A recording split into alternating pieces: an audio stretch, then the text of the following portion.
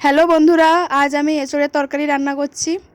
তো প্রথমে আমরা কড়াইতে এঁচোড়টা নিয়ে নেব, দিয়ে জল আর একটু নুন হলুদ দিয়ে দেব সেদ্ধ করার জন্য।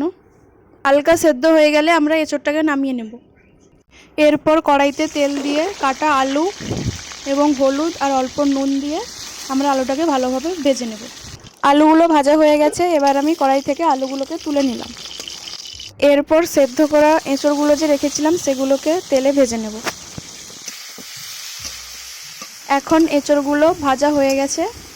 এরপর কড়াইতে তেল গরম করে গোটা গরম মশলা এবং দুটো শুকনো লঙ্কা এবং জিরা, পেঁয়াজ কুচি দিয়ে দিলাম।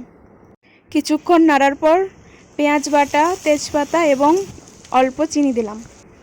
কিছুক্ষণ এগুলোকে নাড়ার পরে আদা বাটা, রসুন বাটা দিলাম। এরপর টমেটো কুচি এবং টমেটো বাটা দিয়ে দিলাম। এরপর ভালোভাবে কষিয়ে নেওয়ার পরে হলুদ গুঁড়ো এবং লঙ্কার গুঁড়ো দিয়ে দিলাম।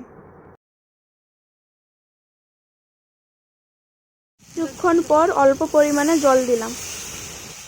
কিছুক্ষণ ফোটানোর পর এবার এঁচোড়গুলো দিয়ে দিলাম। এরপর ভেজে রাখা আলুগুলোও দিলাম।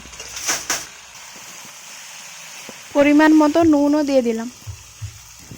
এরপর বেশ কিছুক্ষণ ধরে ভালোভাবে সবগুলোকে কষিয়ে নিতে হবে। কষানো হয়ে গেছে, এবার পরিমাণ মতো জল দিয়ে দেব। এবার তরকারিটা হয়ে এলে সেই সময় গরম মশলা গুঁড়ো দিয়ে দেব। তারপর নামিয়ে নিলেই হয়ে গেল এঁচোড়ের তরকারি।